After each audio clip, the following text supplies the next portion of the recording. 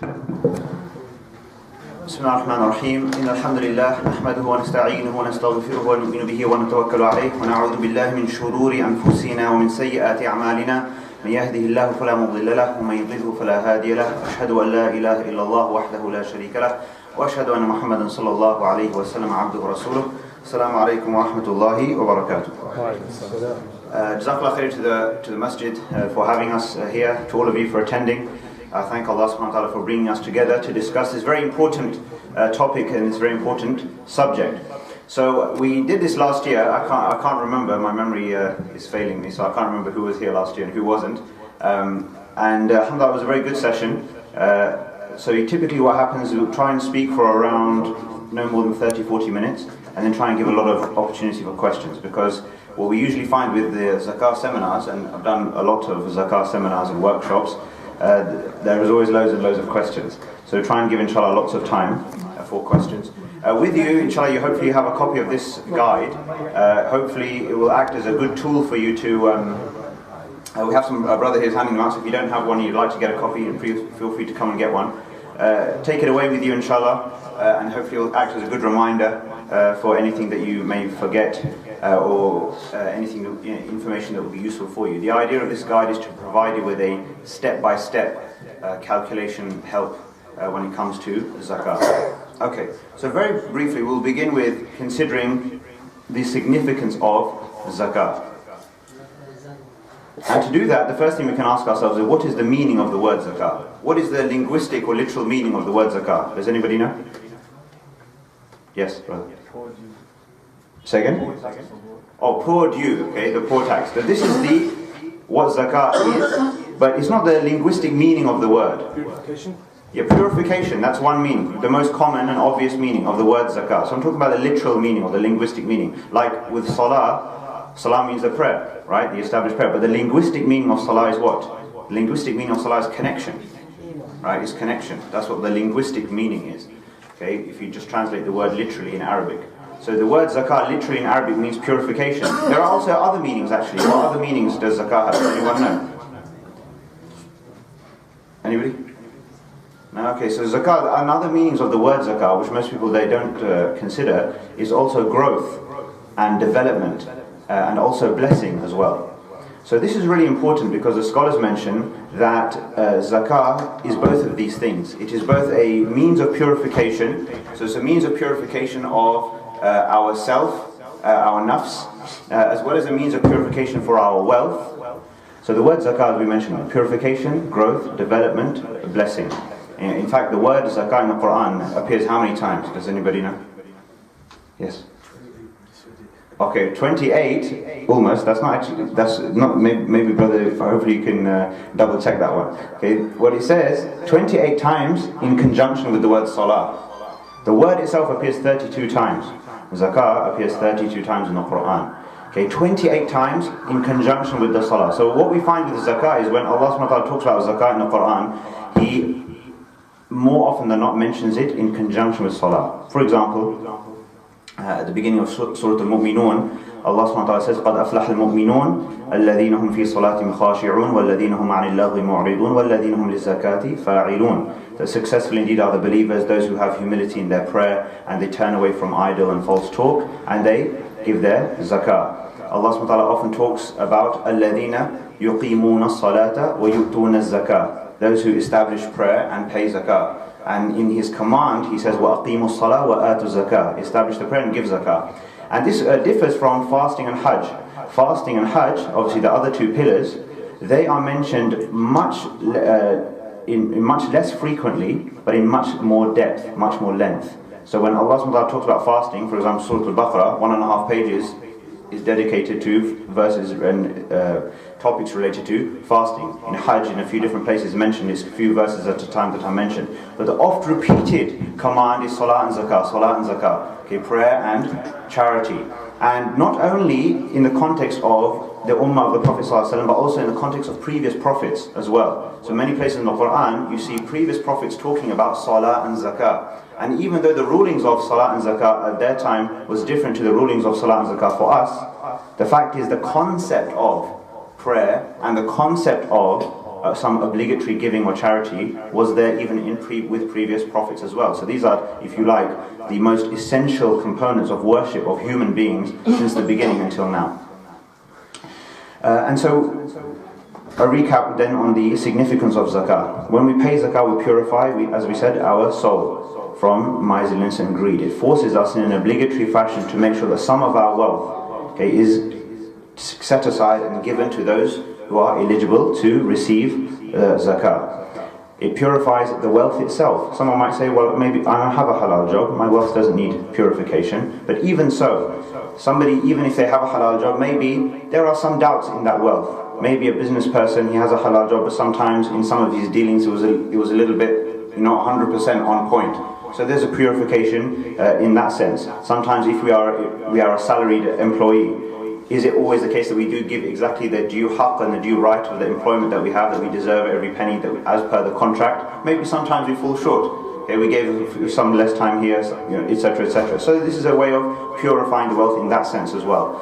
And as we said, that this when we give zakah, it is like we are removing zakah. The scholars mention is like the filth or the impurity in the wealth, meaning that when we move that aside from our wealth, then what we do is we give rise to the blessing and the potential for growth and barakah in whatever is left over.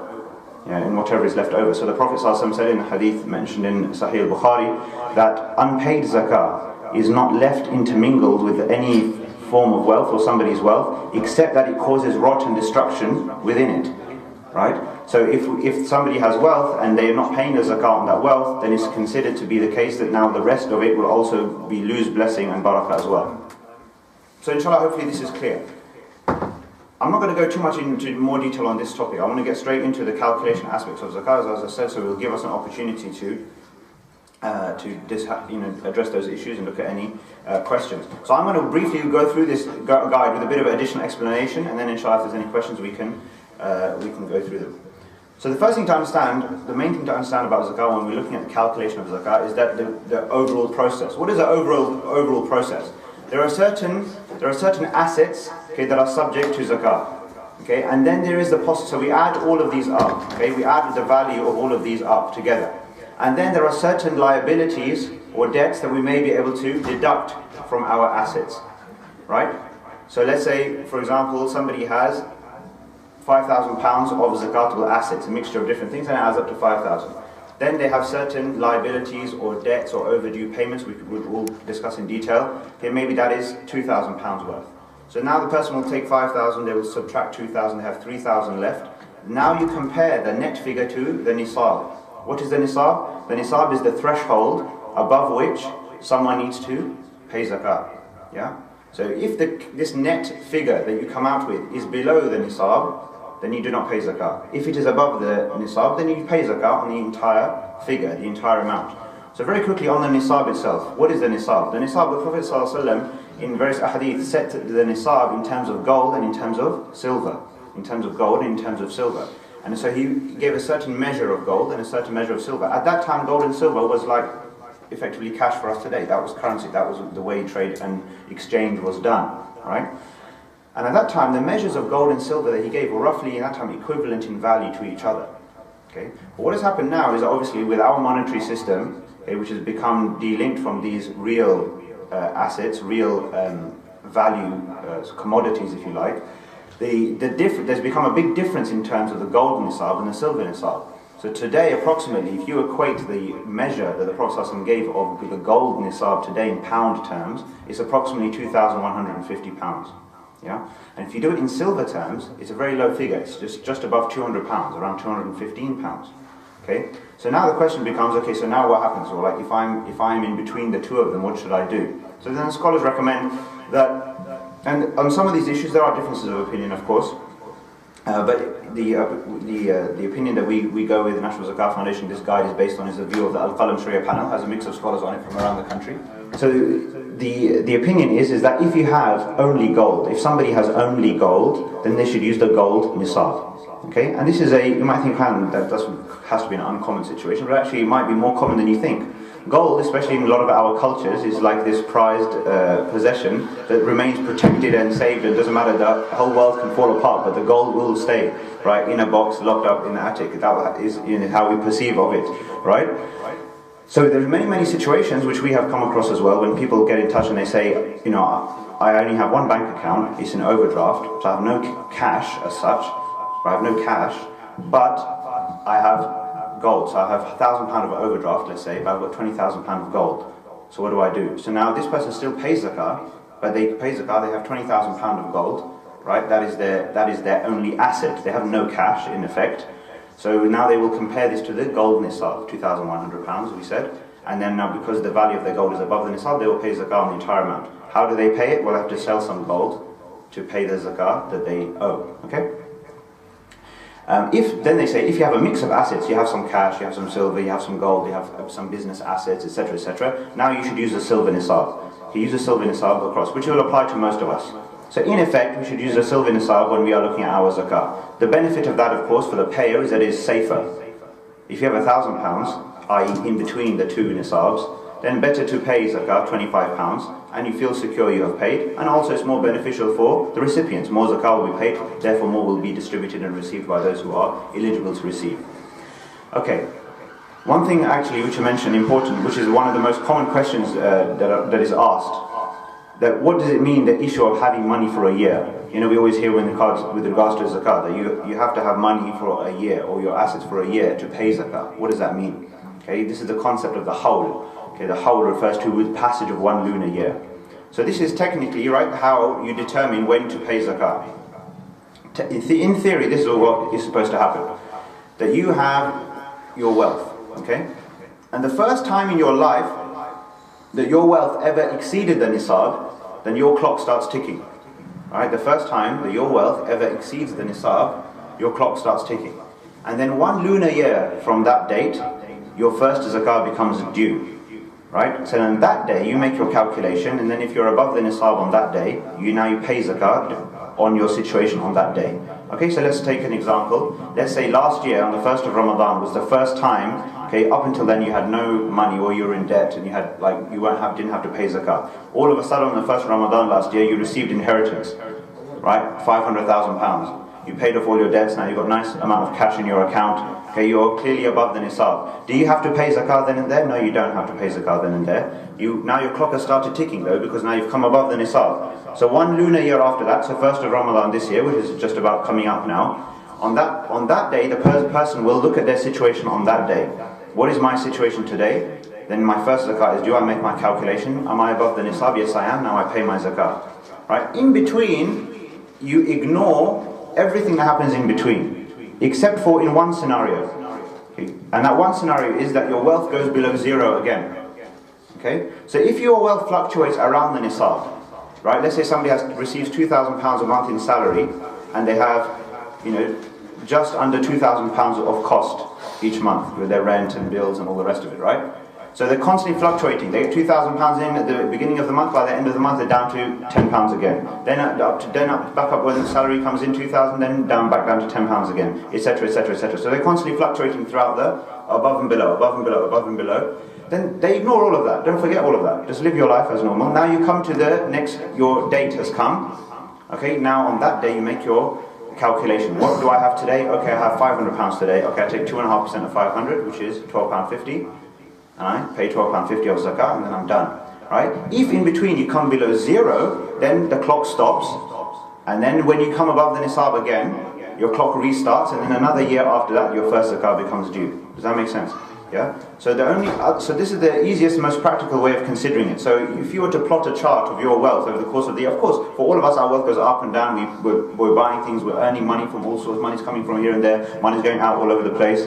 Typically, it always feels as if more is going out than what's coming in. Right? That's how it feels. But that's it. Whatever. Your life is going on. So really, the way to think about it is throughout the year, you don't need to think about your zakah, basically. Right? But what is very important, very, very important, is that everybody has a zakah date and a zakah anniversary.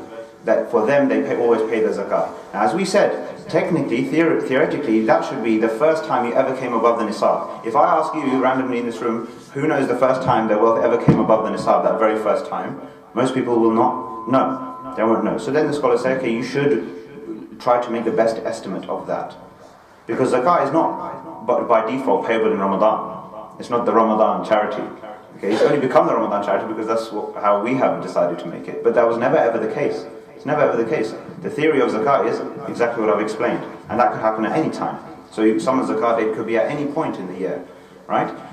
So, if, however, we do this, and we don't know, we have no idea, we don't even know how, we don't have the records, we can't find out when that first time was, okay, now you can arbitrarily select a date. That's when people then start to say, okay, now I want to do it in Ramadan, it's more reward, it's easier to remember, all the rest of it. But now still, in Ramadan, select a specific date for yourself. Are you going to calculate your zakah with respect to your situation, the 1st of Ramadan, the 10th of Ramadan, the 27th of Ramadan, whatever it is, but you should have a specific date and then stick to that every year. It's very important. Why? Because someone's situation can change drastically within a month. Oftentimes we get questions around somebody is just about to buy a house. So they've saved deposit amount or a cash amount to purchase a property, right? And that transaction is just going through over the course of Ramadan. So maybe at the beginning of Ramadan they have their money. At the end of Ramadan they don't have their money anymore. Right? So if you don't have a specific zakat date by which you are going to make your calculation, you can't just leave it to your own sort of decision making on that particular year. Well, I'll pay my zakat towards the end. By the time the deposit will have been paid, therefore I won't have that cash left. I won't have to pay zakat on that money. Do you understand? So it's very important to have a specific date, and whatever your situation is on that day, then you pay your zakat according to your situation on that day. Okay? So inshallah, hopefully that's clear. Now you come to your day, right? So let's say your day is 1st of Ramadan. Okay, on the 1st of Ramadan, what do? You sit down and you look at this. You take this guide out, obviously, right? And you look at each part. So first thing it says cash. Okay, cash and liquid investments. Liquid investments just means like deposits of cash investments, basically. So the cash you take into account, cash in your savings account, cash in your wallet, cash in under your mattress, wherever your cash is, you include it all. Okay, include all of your cash. And a common question that comes, what about I'm saving for this, I'm saving for that, I'm saving to go on Hajj, I'm saving for my kids' education, I've saved whatever. Yeah, savings is all subject to zakah, right? And just because you're saving for Hajj, it doesn't matter. That money is included. Whatever you're saving for is included, right? So any money that you have is subject to zakah. So you include that in your cash balance. Then you look at your gold and silver. So gold and silver, the two opinions around gold and silver. Okay, the Hanafi opinion around gold and silver is that all gold and silver is intrinsically subject to zakah, regardless of what format it is in, regardless of whether you use it or you don't use it, right?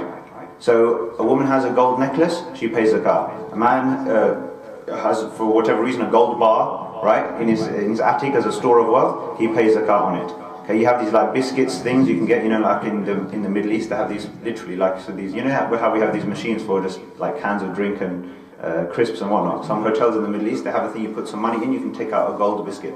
Bizarre.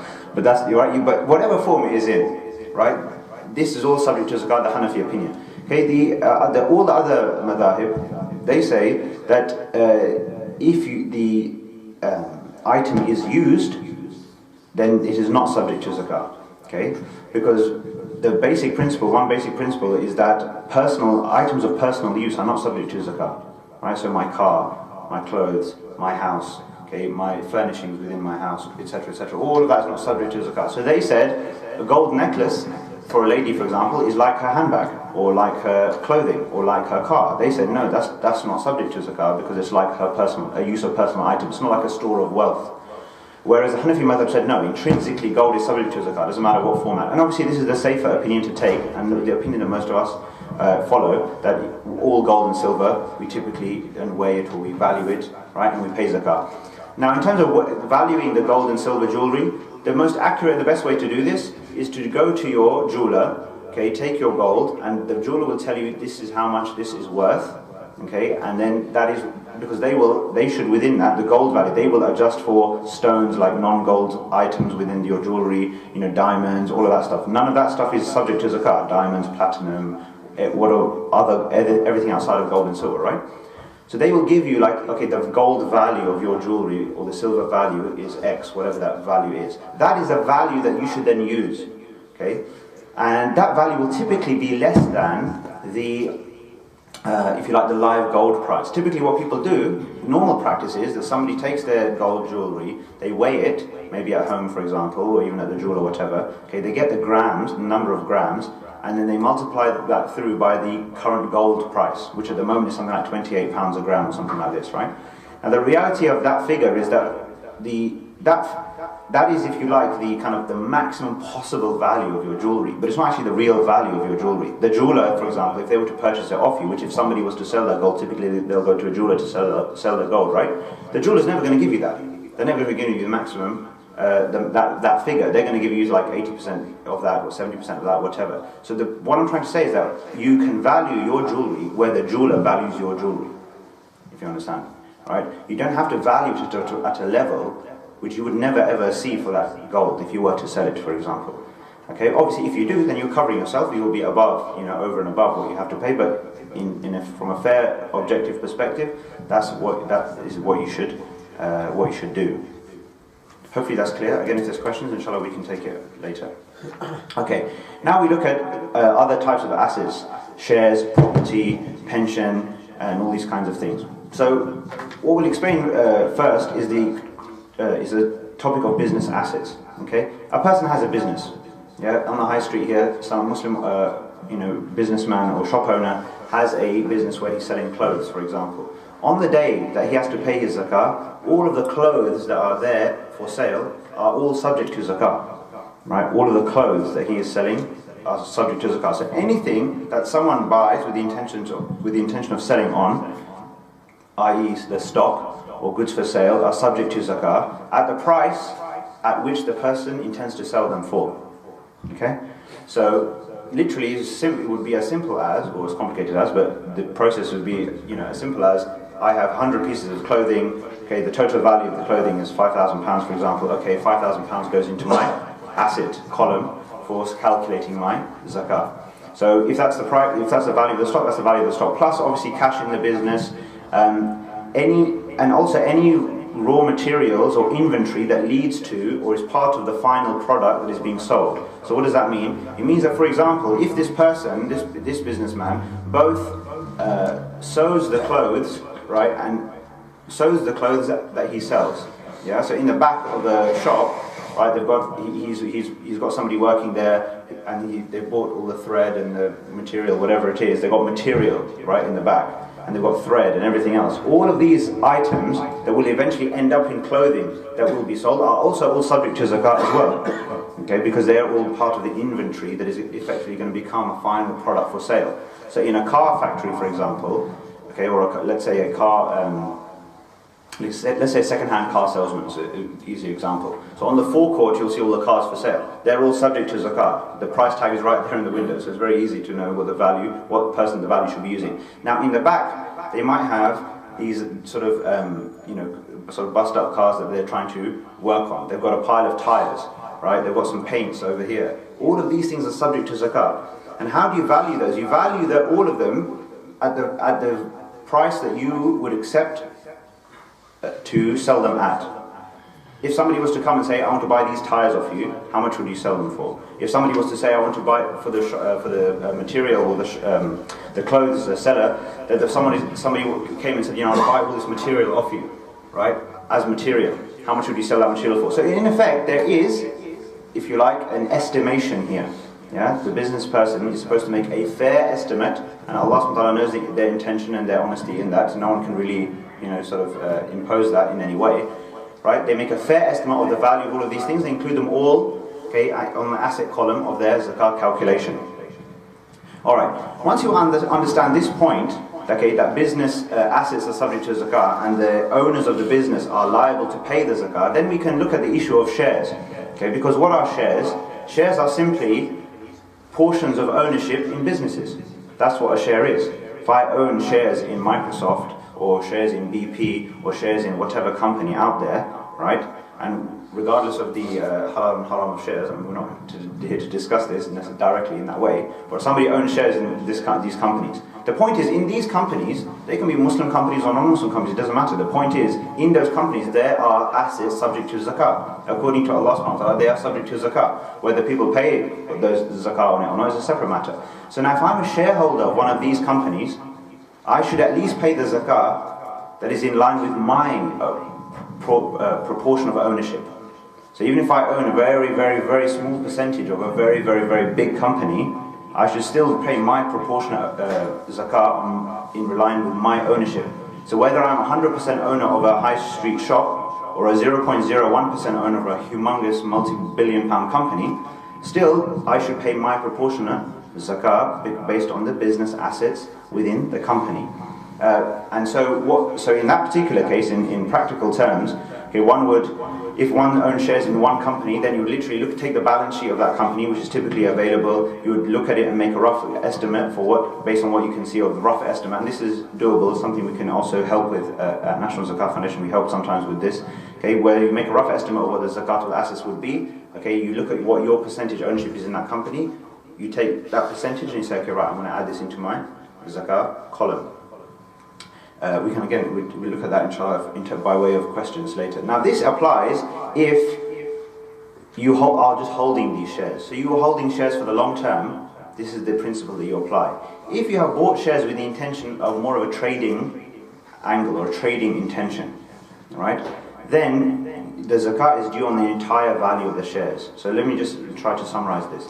Let's say, for example, I buy £10,000 worth of shares. Okay, and I bought them because I think something's going to happen in the next few months, and inshallah this company is going to do really well, and then I'm going to sell them in 6 months' time for £15,000. Let's say that's my intention, right? So now, if my zakat date comes in between, so now you come to, let's say, the 1st of Ramadan, because that's your zakat date. On the 1st of Ramadan, you will simply look at the entire current value of those shares. Whether it's gone up or down doesn't matter. You take the entire current value of the shares and you'll include the entire value, okay, in your zakah, in your asset column, okay? But if you bought those £10,000 worth of shares and you had no intention to sell them, you were just sitting on them, you've got no intention, you're going to sit there, like you've got no intention, you're not even thinking about them, you're just going to get, maybe it'll pay you some dividend income, whatever, then in that scenario, then your 1st of Ramadan comes, then you apply the other principle that I spoke about, which is now you need to look at the underlying assets of the company and all of that, and then consider, what do I own of this company? Okay, there's two different scenarios, because in the first scenario, the entire thing becomes like a trading asset. Yeah, I bought these clothes to sell them, I bought these cars to sell them, I bought these shares to sell them, in that way, as a trader. Right, so then the entire thing becomes subject to zakat. Now if you don't have a trading intention, you're just holding it, right, you're holding it, then because underlying it is intrinsically there's something subject to zakat there, you pay on your business assets.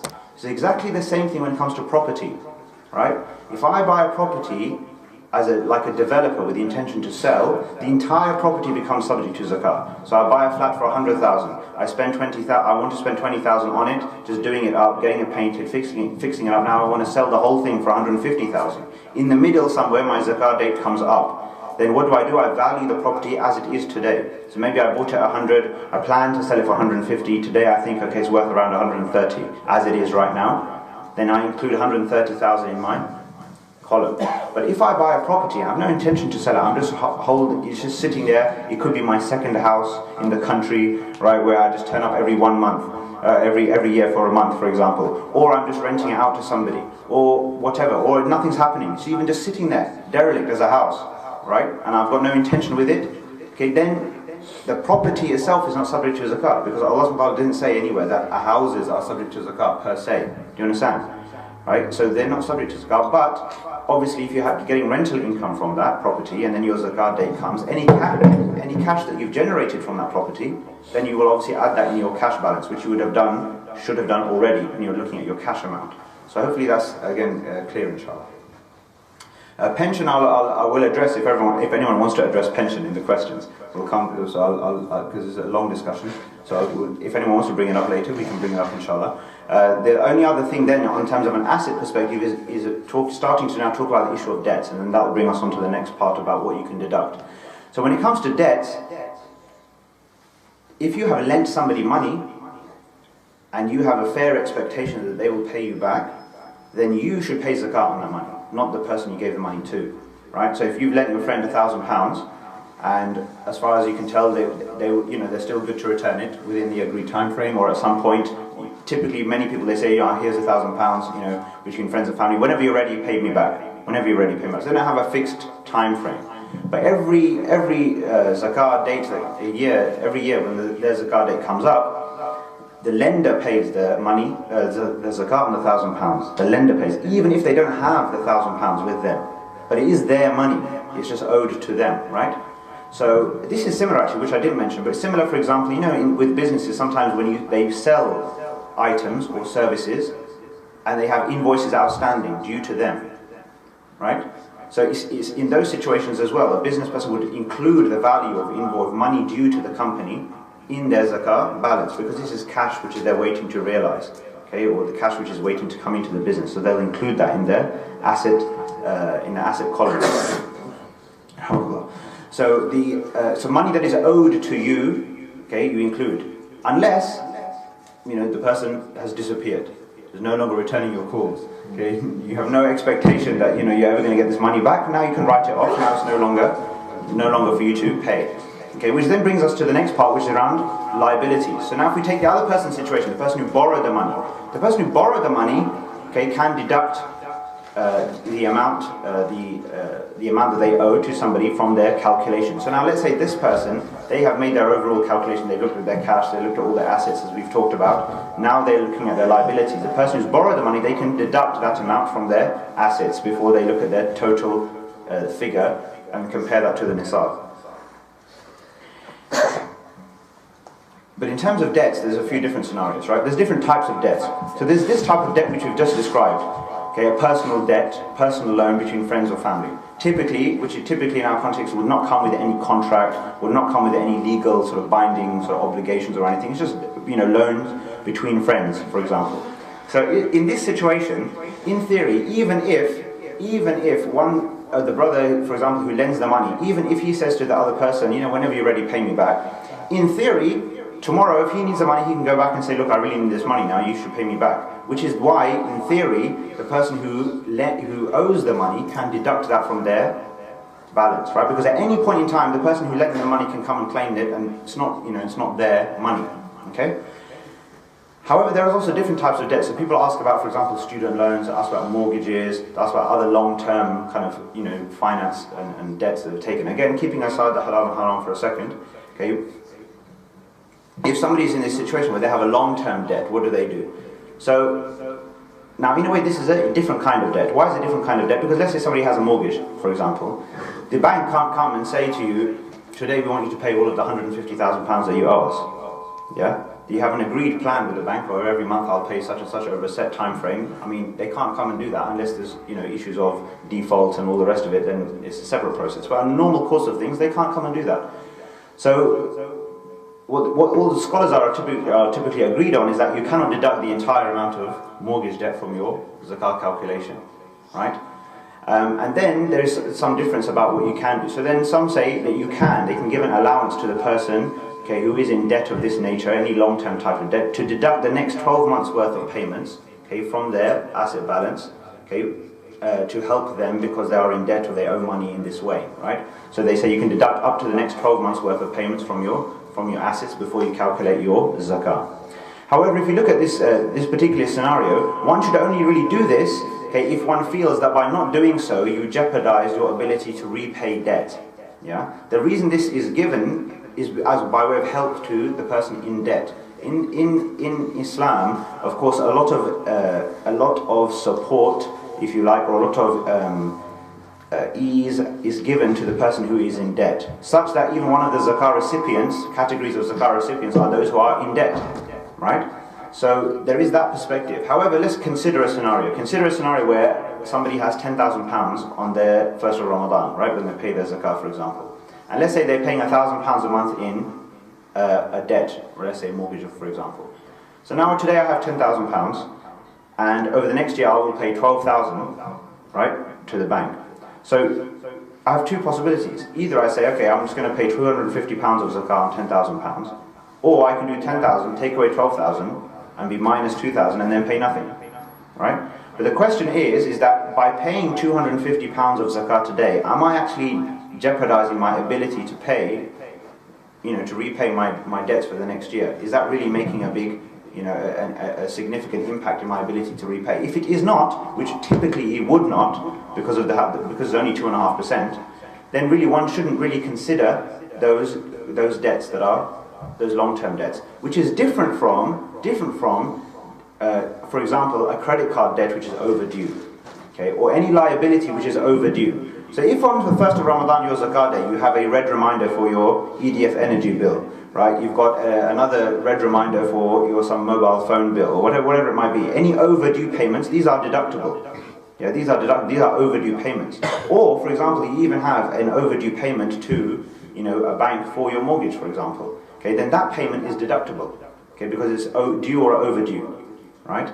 Even if somebody has their rent due to the landlord and they've delayed for a little bit, they haven't paid on time, okay, and they've asked the landlord to give them another couple of weeks, for example, okay, now on their Zakat date that rent is due or overdue, they can deduct that as well. Okay, these are valid deductions because they apply here and now. Like here and now I owe this money, therefore I can deduct it.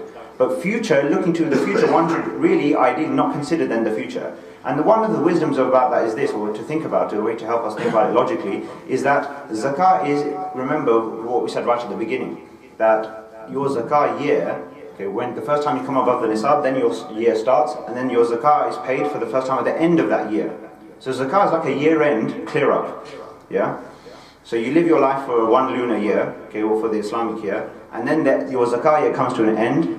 Now I make a Zakah payment on whatever my situation is after this year has expired, right? And then it's as if you pay your Zakah, you purify your wealth, and now your new year starts, okay? So all of your payments, obviously, that you're going to make over the next 12 months, those will reflect in next year. Next year, the fact that you've made your mortgage payments, you've paid these debts off, you've paid whatever you paid off, obviously your cash position next year will reflect the fact you've paid all that. Now you're left over with whatever you're left over next year. Now you pay your Zakat on that as well. So that's how to think about debts. And obviously business liabilities are the same. So in a business, if a business has liabilities and debts, similar treatment to exactly how we said on the personal for the personal loan. So anything that is due or overdue, you can deduct. Anything that is kind of long term, better not to deduct anything, but if you have to, then scholars give an allowance for up to 1 year's worth of repayments to be deducted. Okay, so now you take those two scenarios, take your assets, take your liabilities, obviously you do a net figure, so I have 10,000 for example of assets, 5,000 of liabilities that are deductible, take one from the other, 5,000, compare 5,000 to the Nisab. If I've got a mix of assets, I compare to the silver Nisab, which is just over £200, as we mentioned. 5,000 is clearly above 200, so I pay 2.5% of 5,000, which is £125. Okay, I've got used to doing these sums now, huh? Just divide by 40, right? So that's what it is, and then £125. Now you pay your Zakah, and then you're done, basically. So that, in a sense, covers the essentials of the calculation process. Inshallah, before we open up for questions, there's a couple of things I want to mention. One is in terms of the distribution of zakah. So very, very quickly, how many categories of recipients are there for distribution? Anybody? Allah subhanahu wa ta'ala mentions in the Quran how many categories of distribution for zakah? 7, 8. 8, yes, 8, correct. Which again they're listed in your booklet. 8 categories of distribution. Okay, إنما الصدقات للفقراء والمساكين والعاملين عليها والمؤلفة قلوبهم وفي الرقاب الغارمين وفي سبيل الله وابن السبيل. Okay, these are the 8 categories. Again, won't go into full detail about it. You can read more in the book, but it gives an idea of us to us that Allah subhanahu wa ta'ala mentions 8 categories. Faqir and miskin, the poor and the destitute, are only the first 2 of 8 categories, which gives us an indication of what the zakah is a system, an institution within Islam, okay, that has very wide significance. Very wide significance. It's not simply just about poverty alleviation, okay, which is the main principal purpose of zakah, but there's a big, a wider and deeper and more significant purpose to zakah. And it's something that obviously you can have a look at and read more about, inshallah. Very quickly, before we finish, the last thing I'll mention is just about the National Zakat Foundation itself. So National Zakat Foundation, for whom I'm a part of the organization, National Zakat Foundation is a charity, registered charity, that what our purpose is to institutionalize zakah within the UK. What does that mean? It means just like you have a mosque for salah, okay, we have NZF for zakah. That's how we see it, right? It means that anything and everything to do with zakah we try and deal with. Okay, so for zakah payers we have education service, calculation service, etc. to help all zakah payers in the country, okay, calculate and pay the zakah accurately. Understand, calculate and pay it accurately. Okay, this is what this thing is part of, right? That process for us.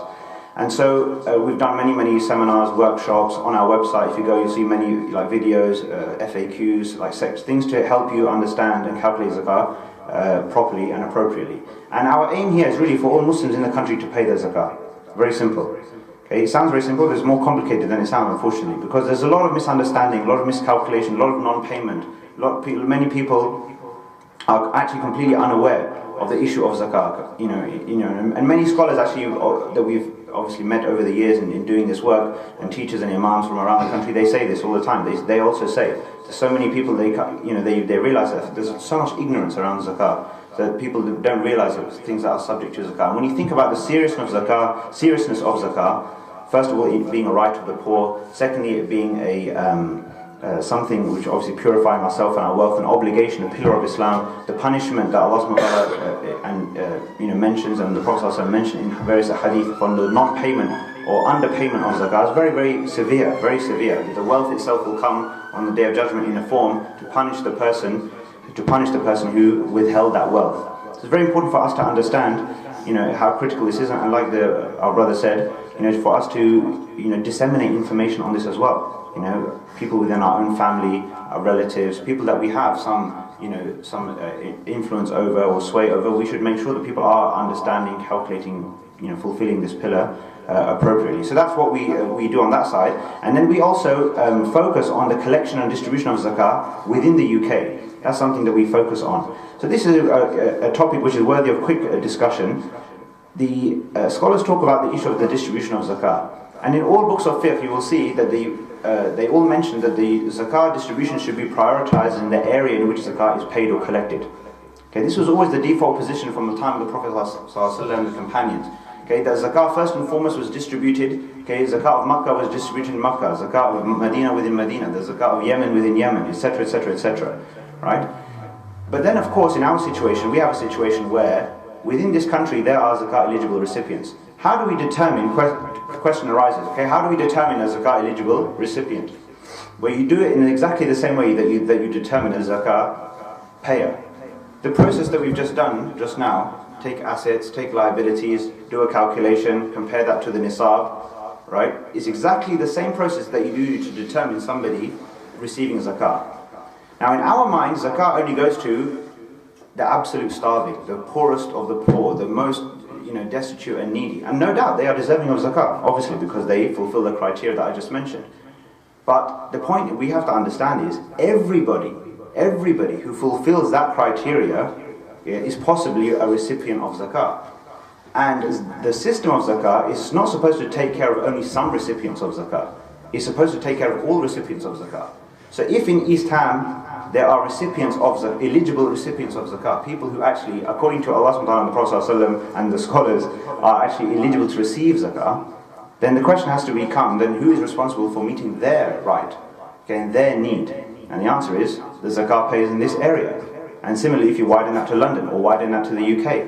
So even if you say, for example, let's do this scenario, right? So you take the assets of somebody, you take their liabilities, you take one against the other, and now they are below the nisab.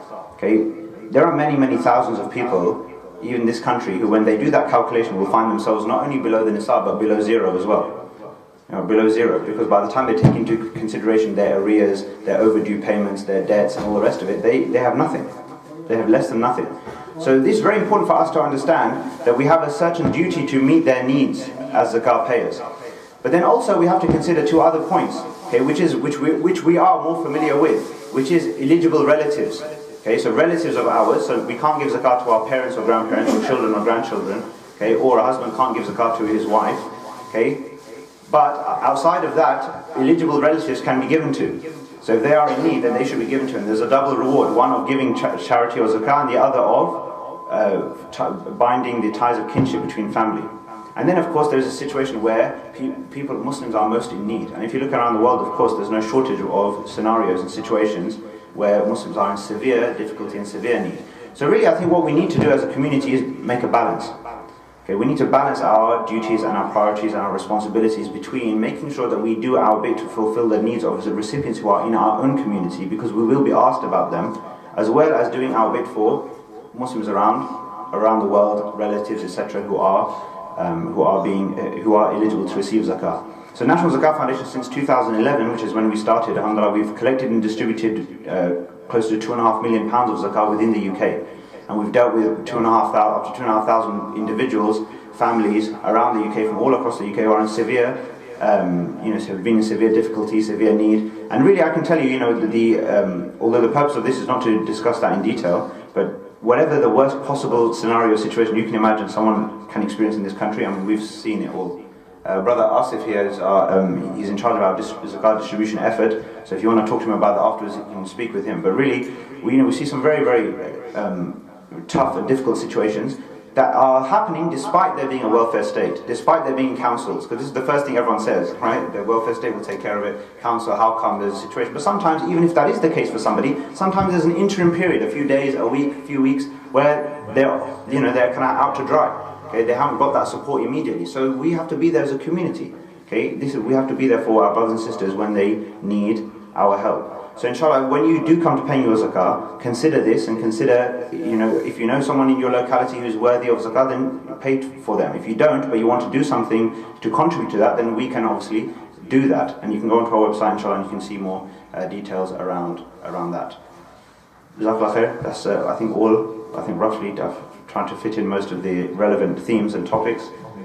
Any questions on zakah? Yes, brother. Assalamu alaikum. When you work out your zakat, do you straight away give it to them, or you can keep it till Ramadan? Okay, good question. So the question is, for the benefit of everyone if anyone didn't hear, is that when you calculate your zakah, do you need to pay it immediately, or do you need to, or can you wait until you give it, right? So the default position is, or the initial position is, as soon as you can distribute it, you should distribute it. So if you can pay it immediately, you should pay it immediately. And many people, of course, especially now the younger generations, we typically go online, right, and make a payment to a charity, this charity, that charity, or we call up a number of a charity and we make a payment, right? Then at that point you've made your payment, then it's up to the charity to make sure they administer the zakah appropriately, right? But even with charities, no charity, the day you pay the zakah, is administering the zakah that day. We have sometimes in our mind as if that's kind of going to be the case. Of course it's not the case, practically that's impossible. So a policy that any charity that is administering zakah, or even any individual, if there is a reason to do so, should say that it's all the zakah should be administered within the next lunar year. Within the next lunar year, the zakah should be administered at the very latest. So for charities typically do that. So with us, for example, what we do is at the end of Ramadan, whatever zakah figure we have with us, we divide that through by 12 months, and we consider that to be our budget for the next 12 months for distribution. So when applications come through, referrals come through, we're dealing with scenarios, situations, we know that this is our budget, and we distribute to zakah recipients throughout the year until we come to the next Ramadan, and then again the situation continues. If you're an individual, and let's say for example, as I said, you should pay immediately. If you have a valid reason to delay, for example, you want to give zakat by hand to your eligible relatives back home, and you know that in 4 months you're traveling there, for example, right? And you want to go and do it in your hand. You can do that, that's fine. But what you should do is separate the money.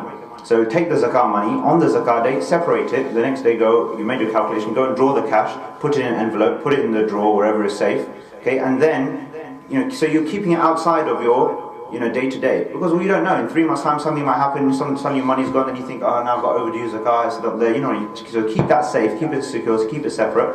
Then when the time comes, go to wherever you're going to abroad, and then you can go and give it. But you shouldn't obviously delay unnecessarily. Yes, ma'am. It's another point, someone landlord has a house, is renting it. Yeah.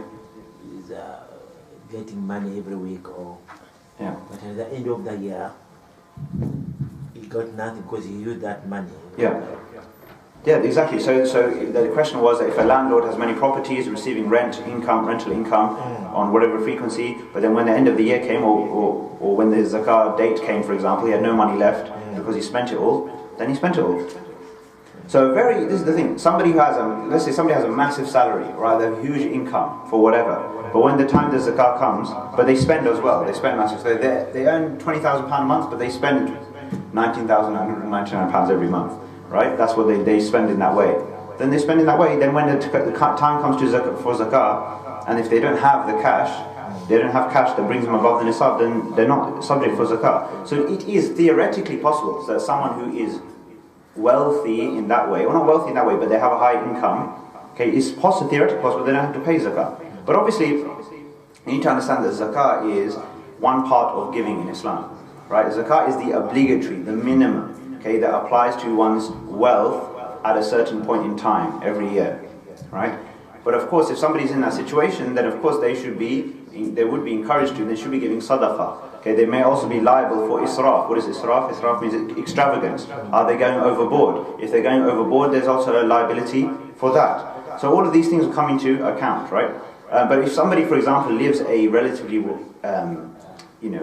let's say they're well-to-do, they have a good lifestyle, you go to the house, it's a nice house, they have nice things, they have a nice car, they have a nice this, nice that, all the rest of it. Well, this is also within, we can't say this is forbidden, right? It's obviously halal. Someone does that and they spend their money in that way, then their personal possessions are not subject to zakat. So the fact that the person happened to buy an expensive painting and put it on the wall, well, they are allowed to buy an expensive painting and put it on the wall if they want to, right? And that painting is not subject to zakat. Right? They just had it there, they decided I like a painting. I mean, we all buy things that we like, when we probably don't even need, right? But just because we do that doesn't mean that we now pay zakat on those things. So zakat is basically on what is left over, as we said. You know, you live your life, do what you have to do within reason. All of us should live in a moderation, of course, and try and live within reason. And then when the time comes, then we make our calculation, whatever is left, and then we pay on that.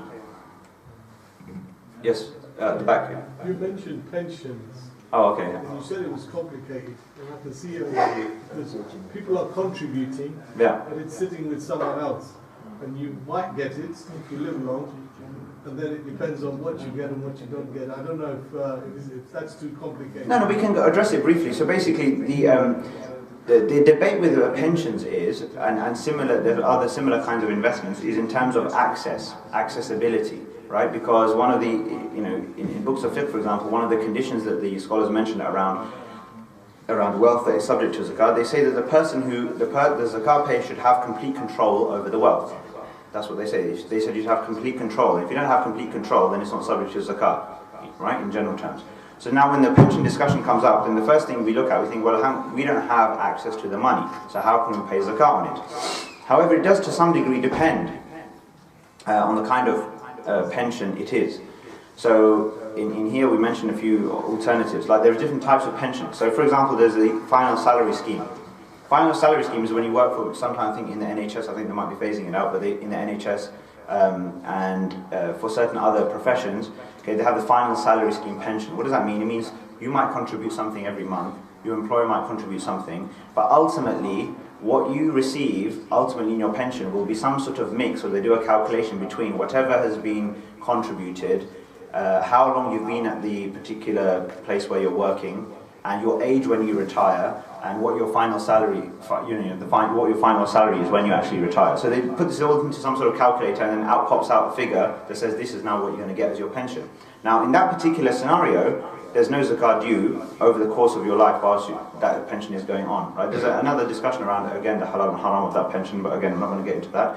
But the thing is that, why is that the case? Why is that the case? Because at no point do you know what the value of the wealth is that you have, right? You don't know that. Like, you don't know at any point that this is how much I have, like there's a tribute to me. It's just going to be some sort of calculation that's going to come out at the end depending on a number of unpredictable and unknown factors, and therefore there's nothing due there, right? Which is different from actually the more common type of pension scheme. So this might be, they call it like a money purchase scheme, or what do you call it, a defined benefit scheme, or like a self-invested pension, where, for example, you actually are contributing a certain amount, maybe your employer is contributing a certain amount, but at regular intervals, on a quarterly interval, for example, or whatever it might be, there is a defined pot of money that is yours, right, in your name, such that if you were to stop contributing to it, right, until you retire, there still is a certain amount or certain figure of wealth that is if you like, attributable to you, that you own, that is in your name, regardless of where it came from. Okay, so even if your employer contributed, you contribute, it doesn't matter. It's like, for example, saying that, when it comes to my zakat, well, I've got £10,000, but, £5,000 of it was gifted to me by whoever. Well, fine, it doesn't matter that it was gifted, whether you whether you earned it through your salary, or you earned it through your rental income, or it came as a gift, or it came as inheritance, like wherever it rained from, it doesn't make a difference, right? So you have it, you've got it, it's yours. So similarly speaking, when an employer puts in the pot, or you put in the pot, whoever puts in the pot, is your pot. So some scholars mention that, yes, you don't have direct access to that money, but that money is being invested on your behalf, in your name, to grow that money, right, as an asset for you, right, that is basically it is your wealth. I mean, everyone would say, that is mine, that money is mine. I don't have access to it right now, but it is mine, it's being grown in my name, etc., etc. So then what we would recommend, or what we recommend in this scenario, and the scholars that we work with, they recommend in this scenario, is that somebody should then pay zakah, but they have to look at the money is being invested in. So it's like what we talked about when we talk about long-term investments. We said, just as a reminder, we said if somebody buys £10,000 of shares for the long term, they have no intention to sell those shares, they don't pay zakah on the entire £10,000. They pay zakah on the proportion that they own in terms of zakatable assets, which typically as a rule of thumb, if somebody can't make that exact calculation, we recommend that they to apply a 40% rule. Okay, 40% rule means this. It means whatever value you have, £10,000, take 40% of that, so £4,000, and pay zakat on that amount. So in that case, it would be 2.5% of 40%, which is basically 1% of the total. So instead of paying £250 of zakat on 10,000, you'll pay £100. And why are you paying that? You're paying that because that amount represents your ownership, your part ownership in the companies that the shares in which you hold the shares. Now, most of these pensions are invested in shares, so you could apply that principle. You could say, okay, I'm just going to take 1% of the total amount. It's like a long-term investment, and that will cover me, okay, for my proportionate ownership of the underlying assets within those companies, right? But there are some types of pension schemes, like I think there's some, again, I don't know all the details, but some pension schemes, there's like Sharia-compliant pension schemes that they in property and all sorts of other things. So in property, as we discussed, there isn't necessarily intrinsically zakat on property itself, depending on what is specifically happening with that. So some pension schemes, maybe there'll be very little zakat to pay at all, depending on what the underlying investment is. But some of them, there may be more to pay. So this is where it does become a little bit more complicated. But the original principle of ownership or not ownership, I think there is a strong argument to say that even if you can't access the money, but you are contributing and you know it is being invested on your behalf and it is subject to growth and it is likely to grow over the long term in your name, and you can define the specific quantity of wealth, then there is a good argument to say that that should be included as part of your zakat calculation. But if someone has a specific scenario that they want to discuss later, then inshallah you can discuss that, or you can give out details and you can talk about that specifically. Yes, there's something. Yeah. So the nisab has been set by the Prophet of Muhammad sallallahu alaihi wasallam. 700 grams of this gold, 7.5 tole sona or 52 tole chandi. Urdu what they say, no, in Arabic. Right. Yeah. It was fixed. Just as also written on page number 4. Yeah. That 87.48 grams of gold or 612.36 grams of silver. Yeah. Whichever is equivalent to that should be paid as zakat. Okay, right. But so just listen to the total question. Huh? Sorry. So yeah. I'm having 10 grams of gold. Mm-hmm. I have to pay the zakat for the 10 grams of gold. Listen to me. Yeah? Either I have to reduce this 8.748 grams of gold, or the total from 0 to 10 grams of gold I should pay. Okay, I understand. First of all, it's not 8.7, it's 87. Okay. 87. So if you've got 100 grams, 100 grams. you pay on 100 grams. Say 100. I understand the question. So you're basically asking, do you subtract the nisab? Yeah, and the answer is you don't subtract the nisab. Yeah? If you have money equal to or above the nisab, you pay on whatever you have, total. You don't subtract the nisab. It's a common question. It's a good question. So some people think, and it's an easy thing to think that, okay, if I'm above, then I just pay on whatever is above amount. But no, that's simply a marker. If you're above the marker, you pay on everything you have. If you're below the marker, you don't pay at all. So that's another. If a person having 87 grams of gold, he need not pay. Here it is given, no. 87 grams, 87.47 grams of gold, Yeah. which is equal to the nisab. Yeah, that's the nisab. So the person having 87 only, he should not pay the gold. Yeah, So if a person is possessing a 100 grams of gold, what I told you, no? yeah, 100 grams of gold. They pay on all of it. Paid from 0 to 100 grams. Yes, There is no reduction in the amount what has been that's right. calculated. That's right. Okay? Yeah, You should pay the total amount only, that's right. but not it should not be deducted. Yeah, that's correct. Correct? Yeah. Okay, thank you. Jazakallah khair. But just in that, just want to mention one thing in that. Just in terms of this figure, obviously there has been a process when scholars have looked at what the Prophet ﷺ described, and then they've taken that and then they've interpreted some gram value. There is a slight difference in also what some of the scholars mentioned. The main figures that I've seen, although actually more recently I heard some other slightly different figures as well. But the lowest figure I think that you will see anywhere in gram value, in gram terms for gold is 85. So some scholars they say 85. So you another thing they say 85 and 595. I think this is quite a common one as well. Okay, most of the these figures here, most of the Hanafi scholars. I mean, the differences are very minimal. The point is actually because I just wanted to touch on your situation where you said if somebody has 87 grams, right? I mean, you know. Better to play safe is what I'm saying, all right? And maybe use 85 as an absolute, maybe a bottom line. So below 85, then it's just a different situation. But the other thing to mention to understand clearly is this: is that remember we've got to take the overall situation, right? Add your cash, your gold, your business assets, money owed to you. Take it all into account first. Compare it all to the nisab. Don't take your gold, compare your gold to the nisab. And then your cash separately and compare that to some other nisab. Do you understand what I'm trying to say? You're trying to look at your entire wealth as one, right? That is all your money / wealth. And then some of the possibly liabilities or debts as we discussed. And then you compare that to the nisab. Now if somebody has only gold, as we said, if they only have gold, no cash, they're in overdraft and they've got nothing else whatsoever, okay, now they're just comparing, weights. Right, and that's it. Right, but apart from that situation, then you should look at the overall situation first and compare it to the values that we've given here. So regarding the pension, what you told as a better question, no? So I was an employee in the government assets. I got retired, and the asset of the pension what I get is equivalent to sufficient for the livelihood of my being.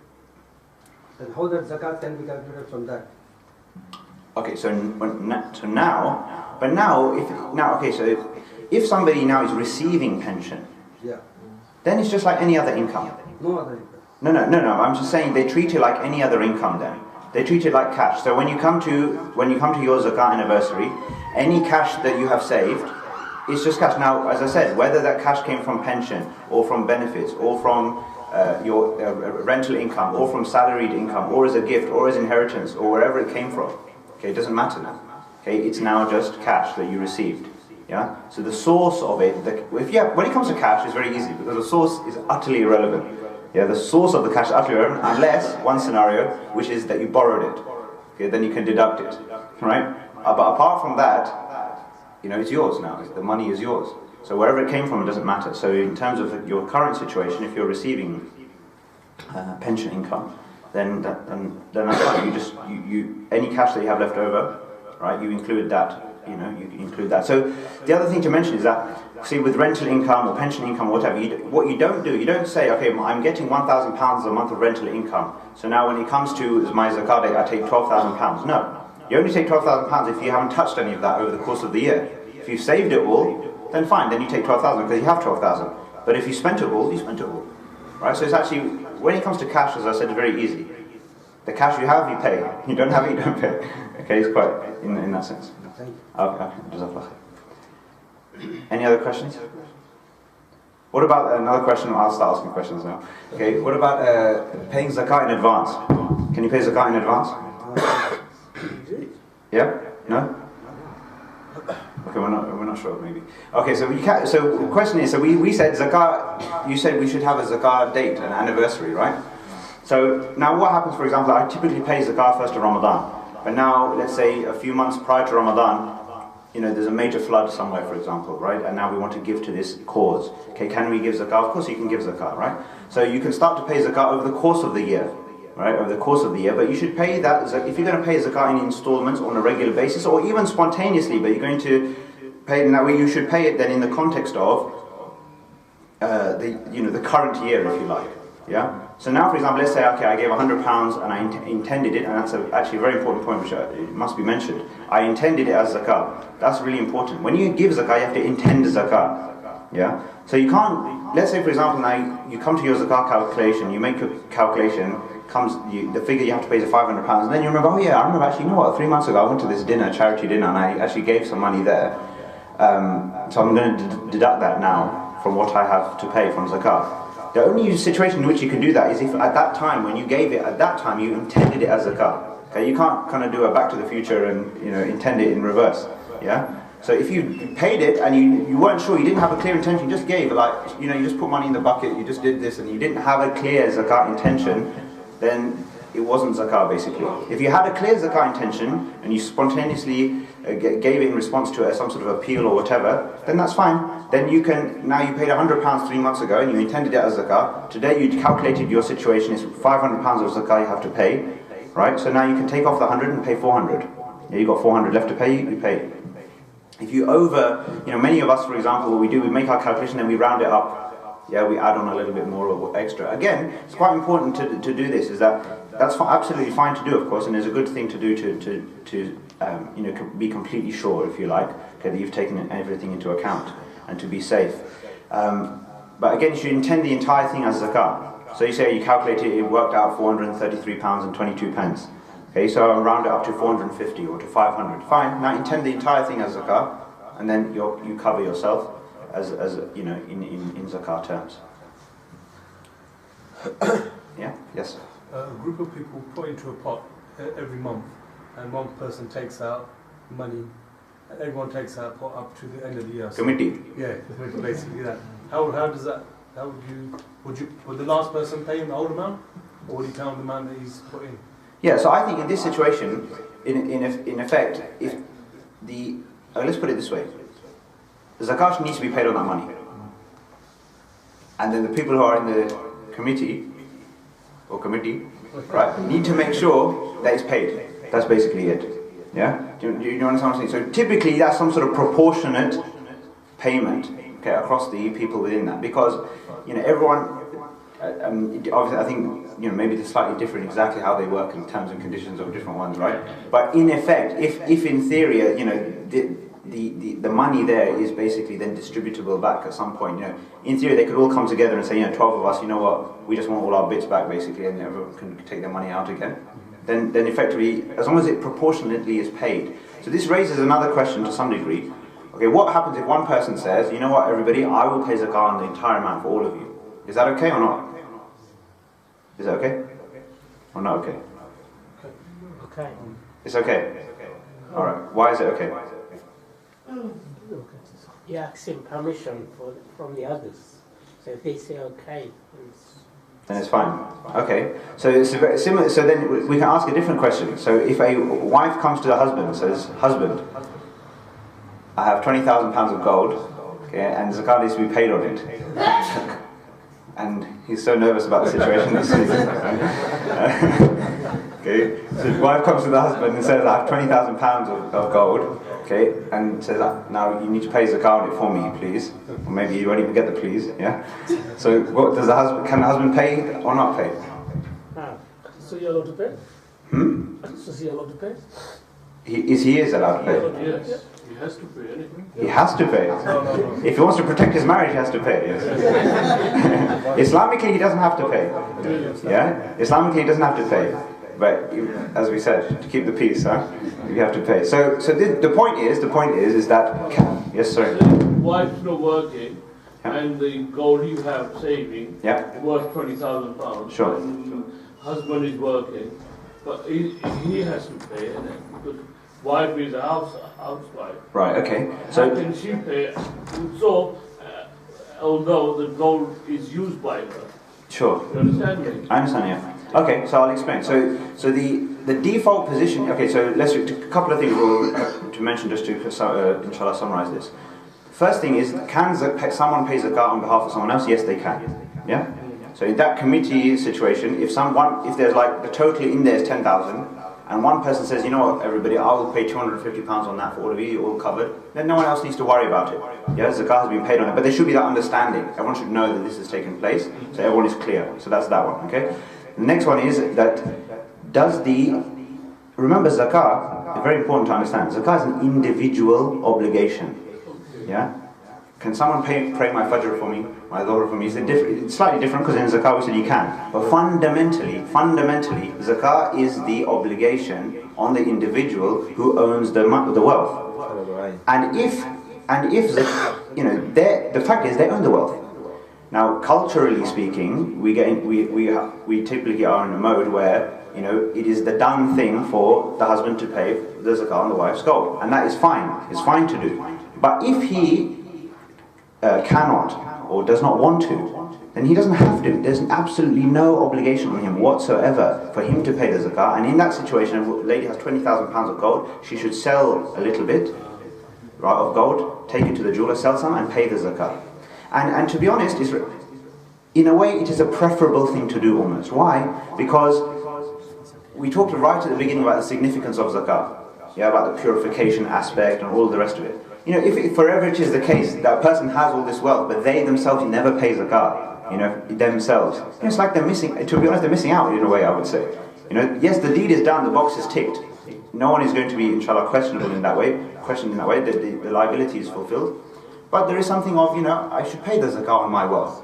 If I have the wealth, I should pay the zakat. And one of the wisdoms of zakat is also to encourage the circulation of wealth. Not to, actually the hoarding of wealth in that way, or the sitting of gold in the box in the attic, is a very, I think, uncomfortable thing to do from an Islamic perspective. It's not to say that we shouldn't save and we shouldn't keep thing aside. Yes, of course, there is wisdom in that and there is sense in that to do. But it is also something where balance, I think, is important to have. Balance is important to have in this situation, and to understand that fundamentally zakat is an individual obligation.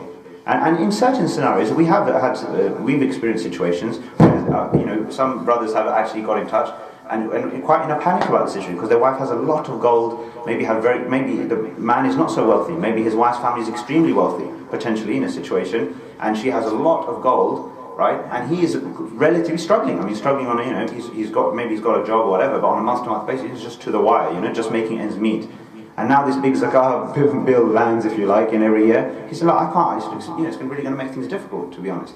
Then, especially in those situations, then he preferable for her to sell some gold and pay zakat herself. And inshallah, there'll be blessing in that as well for her and her wealth. And another thing, can you clarify for me something? Is it okay to say you calculated and you took out £1,000 worth of zakat to give to poor person or poor family or whatever, but can you say you don't pay that £1,000 all in one lump sum to that particular family, is very poor, and maybe they're relying on someone on zakat money? Is it okay to pay monthly over the years, or just pay in one lump sum to that family? Because my understanding, my thinking is that if I pay in £1,000, they're going to use it anyway. But if I pay them monthly, they know the income is coming monthly, and they can plan for the budget. Budget. Are we allowed to do that? Okay, so just to repeat the question for the sisters as well. So the question was, if somebody has £1,000 of zakat to give, can they give it over the course of months to an eligible relatives, for example, whoever it might be, or do they have to give it in one go because the fear is if they give it in one go, basically it'll disappear in one go, and you won't see it. So I think we apply the principle that we said before, which is that it is better, depending on the default position is better to give ASAP, because from your perspective you have a liability, a zakat liability to pay off. And if somebody is giving it monthly in that way, I think it's very important, because we always have, as Muslims who constantly, we fear the moment where the angel of death will come and take our soul. That's, we should always be conscious of that. So we should, if we are going to engage in such a situation where we are going to have the zakat being distributed over the course of time, and in that situation, Uncle, the maximum should be, as we said, 1 year. So if you have 1,000 to give, 10,000 to give, whatever it is, it should not exceed then. By the time next Ramadan comes, It should have been, previous one should have been, yeah, it should have been done. But let's say in that situation, if we're going to do that, people around us should know, or our inheritors should know, or whoever's executing our will should know. Because if something happens to us, at least then they are aware that this is happening, and therefore they can make sure that the zakat from that one, from the previous calculation that was due, is at least completed and fulfilled, on your behalf. So there's none of those issues, if you like, any outstandings. Okay. But do you have to tell the person that this is zakat money? No, so you don't have to tell the recipient it is zakat money. And in most situations it's better not to, because obviously of the sensitivity and the respect for that person and all the rest of it. However, you should have also the question comes up, what does somebody, because zakat is only accepted if it definitely goes to an eligible recipient, right? So then the other issue comes up, which is quite a tricky issue, to be honest, around really determining the eligibility. Because even sometimes, even back home, if you like, in certain situations, again, the gold kind of thing comes in. There might be relatives or family or whatever who are living in a difficult situation, but they have some gold, sitting there again and stored away, if you like, which technically might actually even make them zakat payers, technically speaking, right? Because if you look at their overall situation, that asset is there. But then we, from our perspective, living here, think, all right, they're in difficulty, struggling, whatever, and then we give. So the question arises: how much does the zakat payer inquire into the situation of a recipient? And here, obviously, again, it's sensitive. So it's the attitude or the principle we should apply is one of at least more than 50% certainty, right? At least we feel sufficiently sure that they really are in a difficult and struggling situation. Then we should give. If we feel uncertain about that, but we feel we still want to help, then it's better to help with sadaqah towards an uncertain situation and put your zakat somewhere where you know that the eligible recipient is worthy of zakat. So that's also something to bear in mind. Any last questions? Coming back to business, so whatever stock you got to pay zakat on that stock. Okay, yeah. So the brother asking, coming back to business and the issue of paying zakat on stock. Zakat is payable on stock. But remember, what we said is that zakat is payable on stock according to the value that you attribute to that stock. Yeah, meaning that somebody whose stock they've got out for sale, basically, right? Then obviously whatever their sale price is, they've got the price tag on. They've got the price tag on the items that they're going to sell, then that price tag is what you would use for your calculation, because that's where you expect to sell it. Let's say, for example, you've got something there which is like, you've had it there for a year, so let's not sell it. You've got in the back, you've got a pile of dead stock, really, right? It's not really kind of shifting, going anywhere, no one wants it, whatever. Then you would still value it, but you value it at what price would you accept for somebody to take it off you today? Right? So you ask, okay, if somebody came to me today and they offered me £100, £1,000, whatever, for this, would I give them to them for that? Yeah, fine, I would. So they would have it for that, and you would value it at that level. Do you understand? So I think, because think about it, all of your stock is basically cash waiting to happen, isn't it? So basically, it's as if you basically make an assumption for, okay, if I was to liquidate everything right now, we're at an appropriate level, what would it all turn into in cash terms? And then that becomes there's a subject to zakat then. Excuse me. Yes. Can you include the stock whereby the stock is on credit and you haven't paid for that goods and you've got that, and you probably pay in 3 months or 4 months, whatever the credit you get. Are you entitled to pay for that goods as well? Okay, yes, good question, right? So if we again apply the principles that we discussed. So on the one hand, you have stock. Yeah. So you should put the stock into the column of your assets and where you expect to sell them. But on the other hand, you effectively have a liability. You have a liability of the money that you will owe, right, to pay for that, and that is a current liability. So you can deduct that. So on the one hand, you will have your stock, your value there. But remember, obviously, you might have bought the stock for, let's say, 100, but you might intend to sell the stock for 200. So in your asset side, you're going to put 200. In your liability side, you're going to put 100. That's what you're going to owe that you paid for the stock. So you will pay zakat effectively on the difference between the two. So in conjunction of this question, yes. what our brother told in the earlier question, that suppose there is a family whose head of the family got some injured and is unable to work or earn for the bread of their family. Yes. but I know that I have paid the zakat by this Ramadan. Everything is over. At the time, for the next month, as it comes, those poor are being suffering the want of livelihood of the bread. Yeah. Can we start giving this zakat like that, or only sadaqah can be given? Yeah, so, okay, fine. So if I understand the question correctly, you're saying that you've given the zakah for 1 year, the zakah is done, That is over. and then the next month, so let's say, for example, 2 weeks after Eid this year, you paid your zakah in Ramadan, 2 weeks after Eid, you realize that, okay, another family member is struggling, or you want to help them, etc. Yes, as we said, you can start to give zakah, and then it can count towards your zakah that's due for next year, right?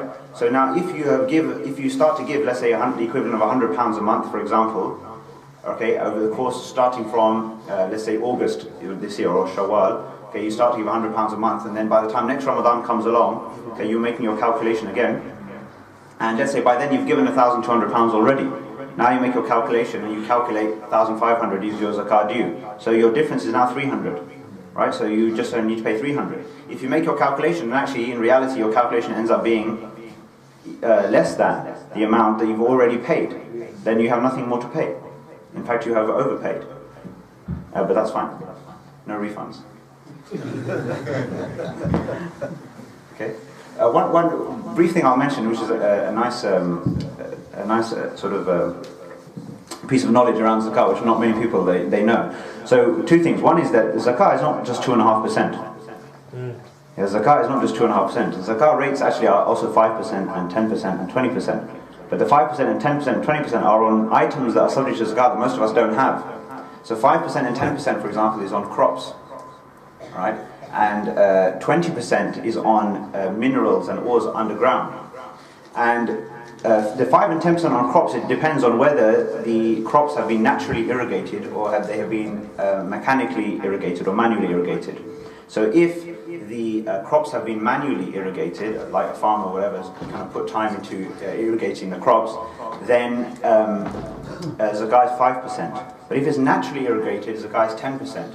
And then for the minerals and ores underground, it's 20%. So the scholars mentioned the wisdom behind this, and it's a nice reflection, alhamdulillah, which is to say that Allah subhanahu wa ta'ala imposes the least zakah on the wealth that we have for which we made the most effort, and imposes the most zakah on the wealth that we have for which we made the least effort. So if you like, the cash and the business assets and the stuff that we earn and we toil for, and whatever, right, that we do to acquire, okay, that Allah subhanahu wa ta'ala says 2.5%, okay, 1 part of every 40. Okay, the crops that the farmer made an effort around, okay, made more of an effort with by irrigating, tending to and caring for and all the rest of it, he pays 5%. Okay, and zakat on crops is due immediately as the crops harvest. So they don't follow this cycle that we talked about, right? Crops, as soon as they harvest, then it's payable straight. Okay, so that's 5%. If they're naturally irrigated, then 10%, i.e. the farmer just sat back and watched his orchard grow, okay, then he'll pay 10%. Okay, and for the stuff underground, well, none of us can claim too much credit for that. Okay, so Allah subhanahu wa ta'ala says, okay, that's 20% on those things. But just to give you a perspective of zakat as a system. So in a Muslim country where all of these, the entire economy, when zakat is being paid on the entire amounts of everything that is there, then that's what would apply. Yes, brother. So. Sorry, based on what you just said, we've got like this back in Africa where we mine sand, like sand for building. Is that 20% then? So say again? Like back home in Africa, we've got like a mine. A mine, okay. Where they take sand, stones and things like that. Okay. Is that 10% or 20%? Okay. That's a very specific. I'm not an expert on this issue, to be honest. So I'm not even going to try and pretend to start answering the question, just because no one has ever come to me and asked me before, to be honest. So I never bothered looking into it. But if there is a specific situation, and inshallah we can get it looked into, we can contact the scholars that we work with, and inshallah look at the specific situation. If you have a part ownership, in something like this, or some situation like this, then we can look into it, inshallah. Alright, I think inshallah we'll take a pause here, inshallah. Jazakallah khair for all of you for attending. As I mentioned, there's a few more zakat calculation guides here, inshallah, so please take one as you go.